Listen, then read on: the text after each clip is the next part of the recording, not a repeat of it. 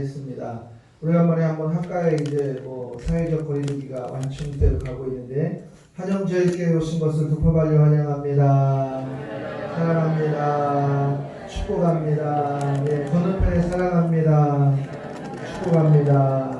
또 유아들 때문에 또 나이 때문에 또 코로나19 때문에 집에서 있는 성도들 또 이제 그들 위에도 하나님의 은혜가 있고 특히 2층에도 지금 예배 드리고 있을 거예요. 우리가 초대학교에 동시 예배를 막 하고 있는데 안 떠들고 잘 예배를 드리고 있을 거예요. 2층에도 있습니다.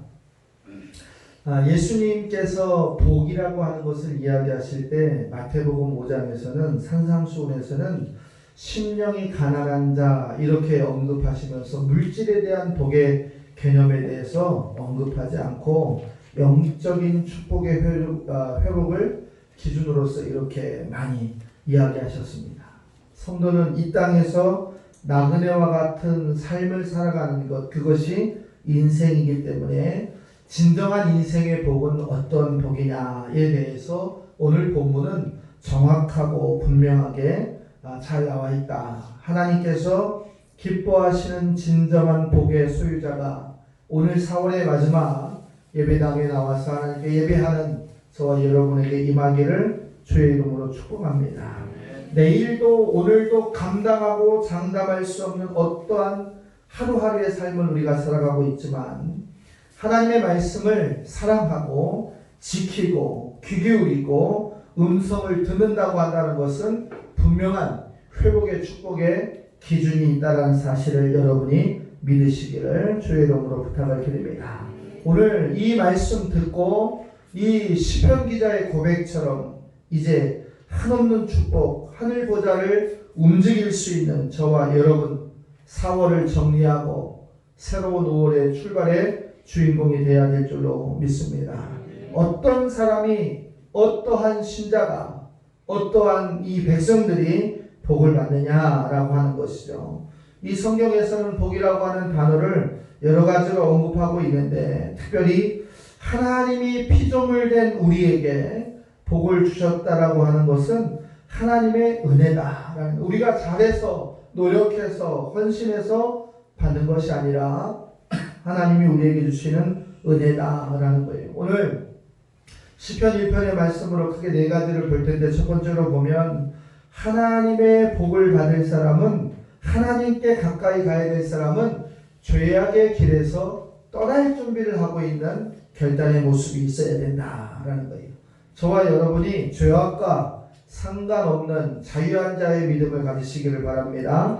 에레미야 17장의 말씀에 보면 모든 만물보다 거짓되고 심히 부패된 것이 사람의 마음, 즉 우리 안에 가지고 있는 마음이 가장 죄악의 기준 가운데 있다. 죄악으로 어두워져 있고 부패되어져 있기 때문에 하나님과 우리가 구별됨을 갖지 못한다라고 지적하고 있습니다. 거꾸로 이야기하면 하나님과 우리가 하나됨의 기준으로 가고 하나님의 복을 따르기 위해서는 오늘 시편 1편의 말씀 1절의 말씀처럼 복이 있는 사람은 악인의 꾀를 따르지 아니하며 죄인의 길에 서지 아니하고 오만한 자의 자리에 앉지도 않는다라고 했어요. 그래서 죄악의 길을 떠날 자는 세 가지로 나눠야 되는데 첫 번째는 악인들의 꾀를 따르지 않는다. 악인들, 거짓된 자들, 또 불의하고 사악한 자들, 이 사람들은 항상 사람들을 넘어뜨리고 자신의 이익을 위해서 행동하는 사람들입니다. 사람이라고 하는 동물은 환경의 지배를 받게 되어 있어요. 그래서 우리가 그것을 수용성이다 이렇게 얘기합니다. 그래서 자신들의 행동과 판단이 어떠한 영향을 미칠 줄 잘 알고 있고 거기에서 어떻게 변화되어 있는지 잘 알고 있어요. 그래서 주변의 환경이 좋으면 사람이 자기의 마음도 선해지고 그 사람들의 공동체 사람들과 함께 변화가 되는 거예요. 그래서 맹자의 어머니는 맹자를 잘 가리키기 위해서 집을 7번이나 옮겨가면서 학습의 환경을 바꿨다 이렇게 얘기해요. 그러나 이 아무리 착한 사람이라 할지라도, 건강한 사람이라 할지라도 거칠어지고 분내고 강팍하고 포악한 환경 속에다가 집어넣어 버리면 자신도 모르게 그와 같이 변화되고 있다는 사실을 우리가 알고 있다라는 거예요. 그래서 우리는 악인들의 꾀를 따르지 않을 수 있는 자기 무장, 즉 하나님의 말씀으로 경건하고 근신하고 겸손하고 그리고 늘 기도할 수 있는 결단의 모습이 저와 여러분에게 있어야 악인의 꾀에서 구별될 수 있음을 믿어야 될 줄로 믿습니다. 두 번째로 보면 이 사람들은 어떤 사람들이냐, 악인의 꾀를 따르지 않으려고 한다면 죄인의 길에서 서지 않아야 된다. 죄인의 길에서도 서지 않아야 된다. 이 죄인들이라고 하는 것은, 죄인들의 길이라고 하는 것은 하나님의 표준, 하나님이 요구하시는 잣대에 이미 이탈되어진 사람들이다라는 거예요.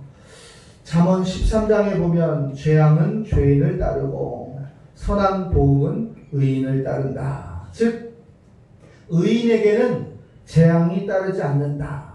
이 얘기는 뭐예요? 의인에게는 고난은 있을 수는 있지만 그것이 저주가 아니라 연단이요 하나님이 쓰기 위한 큰 그릇이 되기 위한 과정이다라는 거예요. 그런데 악인은 잘 되는 것 같고 형통한 것 같고 수월한 것 같고 이제 쉽게 살아가는 것 같지만 그것이 축복이 아니라 그 종결은 좌절과 또 절망이라는 사실이에요. 그래서 우리는 그의 길이 쉽고 그의 길이 잘 된 것 같다고 해서 그 길을 따라가면 안 된다라는 거예요. 사랑하는 성도 여러분, 세상이 얼마나 악하고 또 위험한지 저와 여러분이 다 알고 있어요. 그러나 세상이 다 그렇게 간다고 하니까 우리가 가는 것이 무엇이 잘못되느냐라고 한 이 시선은 분명히 성경적인 잣대에서 잘못되었다라는 것을 기억해야 됩니다. 세 번째로 보면 우리는 하나님의 길, 죄악의 길에서 떠날 자는 오만한 자의 자리에 앉지 않아야 된다. 이미 앉았다라고 하는 것은 그 자리에 동의하고 그 자리를 이제 인정한다라는 거예요. 오만이라고 하는 것은 하나님을 멸시하는 것을 오만이라고 합니다. 인간이 하나님 앞에서 가장 큰 죄악을 본다고 하는 것은 하나님을 멸시하고 업신여기고 그의 백성을 핍박하고 그들을 무시하고 그들을 심판하는 것, 그것이 오만이다라는 거예요. 어떤 사람들은 이 땅에서 한 사람도, 이러한 사람들은, 이 오만한 자는 종국에 이 땅에서 하나도 살아남을 자가 없다라는 사실을 기억해야 합니다. 프랑스의 철학자 나무라고 하는 사람은 우리가 하나님과 함께 있을 때 나는 언제나 행복하다 이렇게 있습니다. 하나님과 함께 할 때 언제나 행복하다. 이 말을 우리의 믿음의 눈으로 뒤집어 본다면 뭐예요? 우리가 하나님과 함께하지 않을 때 언제나 불행하다. 여러분, 지금 여러분이 행복하시다고 한다면 하나님과 함께 하시는 겁니다.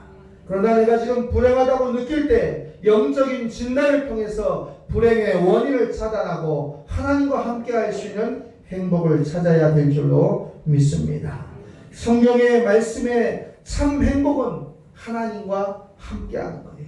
눈을 뜨고 눈을 감고 어디로 가건 무엇을 하건 어느 현장에 있든 간에 내가 하나님과 함께 하는 것이 가장 큰 복 중의 복이라는 사실을 기억하시기 바랍니다. 오늘 두 번째로 보면 여호와의 집에 거하는 사람은 어떠한 사람이 복을 받느냐? 날마다 하나님의 말씀을 묵상하는 자, 율법을 주야로 묵상하는 자가 복을 받는다 그랬어요. 예배를 드리고 말씀을 듣고 기도하고 찬송을 부르고 하나님의 말씀을 깊게 묵상하는 사람이 하나님으로부터 축복의 통로에 있다라는 거예요. 시편 84편에도 보면 주의 집에 거하는 자가 복이 있나이다. 코로나19로 인해서 많은 교회들이 8주, 9주, 10주 심지어는 지금도 제한된 예배를 드리는 교회들이 많이 있는데 우리가 그런 것에 구별하지 않고 기도 가운데 여러분이 하나님을 의지하고 하나님의 전에 나와 예배를 드릴 수 있다고 하는 것은 축복 중에 축복인 줄 믿으시기를 바랍니다. 성도가 천국을 향해서 이 땅에서 하나님을 향하여 달려갈 수 있는 시간, 그 시간을 즐거워하고 그 시간을 감사하고 그 삶을 통해서 우리가 하나님을 바라본다면 이제 어떤 현상들이 우리에게 있느냐.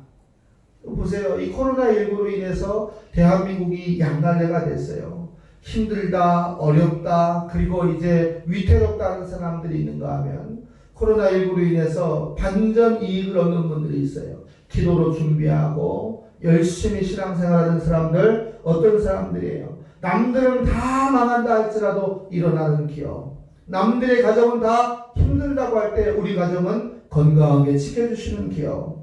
영적인 문제로 갈급해하고 있어 남들이 고통스러워할 때 내 영이 풍요롭고 감사할 수 있는 사람. 자녀의 문제, 남편의 문제, 아내의 문제, 또 형제의 문제, 심지어 나와 만나는 모든 대인관계의 문제조차 더한다고 한다면 우리의 사업의 문제까지도 우리가 머리 아프고 골치 아프고 근심 뜨게 하는 모든 것들이 이 기도 가운데, 이 상황 가운데 기도했던 사람들에게는 하나님 앞에서 하나님의 문제로 중보되었기 때문에 해결되는 줄 믿으시기를 주의 이름으로 부탁을 드립니다. 그래서 예수님이 계신 곳에는 어떠한 인생의 문제도 없었다는 사실, 심지어 귀신과 마귀와 사탄들이 왔다 할지라도 한 길로 왔다 7길로 도망가는 역사가 우리 안에 있다는 사실, 우리는 그의 백성이요 그의 참여자인 사실을 기억하면서 시험에 들어서 근심하고 걱정하는 사람만 보는 것이 아니라 감사하면서 회복하는 사람들을 보고 우리의 믿음의 동력을 회복하시기를 주의 이름으로 부탁을 드립니다. 우리의 잘됨은 하나님이 세워주시는 거예요. 우리의 회복됨은 하나님이 함께 하시기 때문에 그렇다는 거예요. 그런데 잘 될 때는 내가 잘 돼서, 내가 노력해서, 내가 열심히 연구해서 안 되면 하나님이 도와주시지 않아서 이런 교만된 마음, 경거망동한 신앙은 우리에게서 떠나야 될 줄로 믿습니다. 오늘 우리에게는 이제 하나님께서 이 모든 것을 감당할 만한 은혜를 주셨다. 프랑스의 철학가 루소는 이렇게 얘기했어요. 인간에게 하나님은 선이라고 하는 것을 알기 위해서 이성을 주셨고, 또 그것을 선택할 수 있게 해서 자유를 주셨고, 그것을 행하기 위해서 양심을 주셨다. 사도행전 23장 1절은 나는 범사의 양심에 따라 하나님을 섬겼다. 그래요. 우리가 선을 행하지 않으면, 선을 실천하지 않고 열매를 맺지 못하면 우리의 마음에 양심의 가책을 받는 거예요. 왜요? 우리는 이미 하나님의 양심을 가지고 있고 그 양심으로 살아가고 있기 때문에 그렇다. 하나님이 주신 모든 기회에 선용해 우리의 양심이 반응하고 우리의 행동이 반응해야 될 줄로 믿습니다. 복이 있는 사람은 날마다 하나님의 말씀에 집중하고, 복이 있는 사람은 날마다 하나님과 깊은 영적인 교제를 나누고 그 말씀이 내게 지금 무엇을 지시하는가를 들을 수 있는 영안의 귀가 열려야 된다는 사실을 기억하면서 오늘 깊은 묵상을 통해서 하나님의 축복의 통로를 확보하는 여호와의 분깃의 소유자들 되시기를 바랍니다. 세 번째로 보면 축복을 받을 사람은 하나님께만 소망을 두어야 한다. 하나님을 의지하고 오직 하나님께만 소망을 두어야 한다. 소망을 나누는 것이 아니라 하나님께만 고정하는 거예요. 오늘 3절의 말씀해 보니까 그는 시냇가에 심은 나무가 시절을 쫓아 열매를 맺고 그 잎사귀가 마르지 아니함 같으니 그가 하는 모든 일이 형통하리로다. 복이 있는 사람은 시냇가에 심은 나무가 철을 따라 열매를 맺는 것과 같다. 하나님의 말씀을 공급받은 사람은 이러한 영적인 두나미스를 회복하고 그 힘으로 말미암아 살아갈 수가 있다라는 거예요. 시냇가에 심은 나무는 언제나 생수를 확보할 수가 있어요. 언제나 건강하기 때문에 죄악의 미혹에서 구별되고 그것을 따라가지 않을 수 있는 은혜가 있다라는 거예요. 사랑하는 성도 여러분, 말씀만 의지하고 하나님만을 의지하는 소망이 있기를 주의 이름으로 부탁을 드립니다. 시편 2편 12절에 보면 여호와께 피하는 자는 복이 있고 시편 34편의 말씀에도 보면 그에게 피하는 자는 복이 있다. 우리에게 축복의 기준과 회복의 기준과 감사의 기준과 모든 문제를 던질 수 있는 기준은 오직 우리의 소망이신 하나님께만 나아가는 거다. 여러분들 코로나19로 인해서 사회적 격리, 소독된 지역, 그리고 거리두기, 마스크 쓰고 이제 소독하고 하는 것, 이런 것들을 아무리 우리가 완벽하게 한다 할지라도 우리가 그것에서 자유할 수가 없어요. 그러나 하나님이 우리에게 복을 주시면, 하나님이 우리와 동행하시면 이 모든 것에서 우리가 피할 수 있는 은혜와 지킬 수 있는 감사가 있는 줄 믿으시기를 바랍니다. 어디로 피해야 될 것인가? 어디에 우리가 주저앉아야 되고 누구를 붙잡고 이야기해야 될 때 우리는 소망이신 하나님을 붙잡아야 될 줄로 믿습니다. 좌우를 돌아볼 필요가 없는 거예요. 우리에게는 오직 십자가의 정신으로 하나님만을 붙잡을 수 있는 은혜의 삶이 필요한 거다라는 거예요. 잠시 있을 물질, 잠시 있을 건강, 잠시 있을 맛있는 음식과 권력에 여러분이 취하지 않고 영원한 생명의 하나님을 의지하시기를 주의 이름으로 부탁을 드립니다. 의지라고 하는 말은 기댄다, 붙들어댄다 이런 말이에요. 하나님께 붙들어대고 하나님만 의지하고 하나님께만 머물러 있는 거예요. 아무런 보장이 없는 권력과 힘과 물질에 매이지 않는 저와 여러분, 그분이 우리 안에 계시면 우리가 기쁨이 있어요.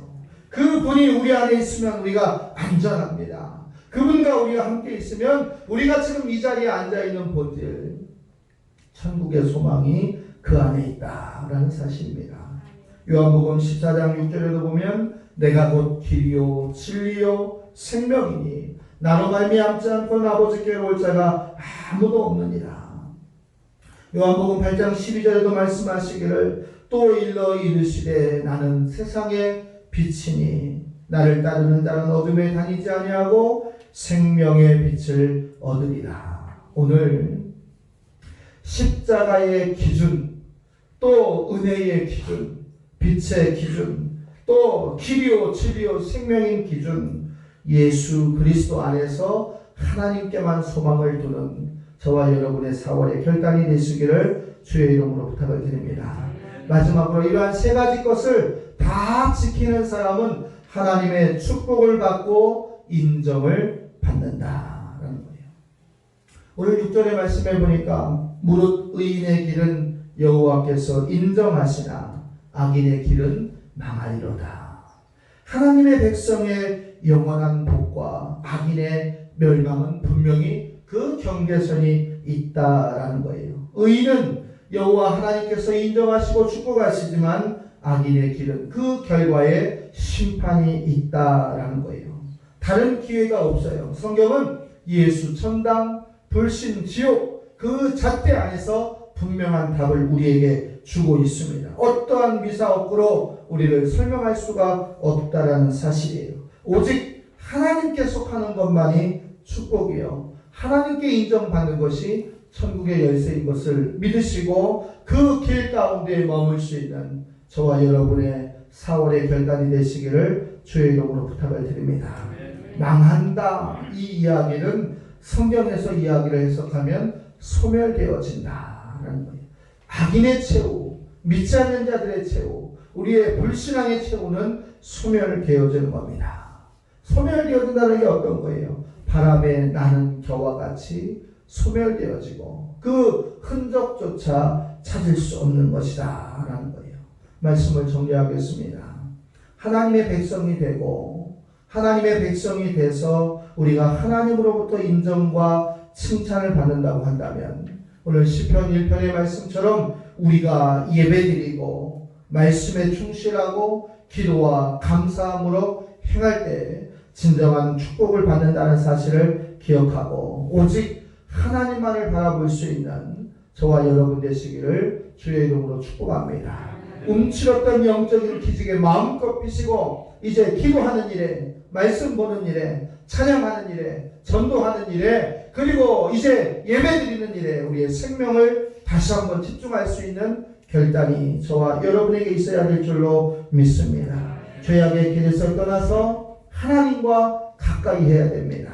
하나님의 집에 거하면서 말씀의 묵상을 통해서 하나님께 우리가 소망을 두어야 합니다. 그 하나님께서 우리를 인정하시고 축복해 주실 줄로 믿습니다.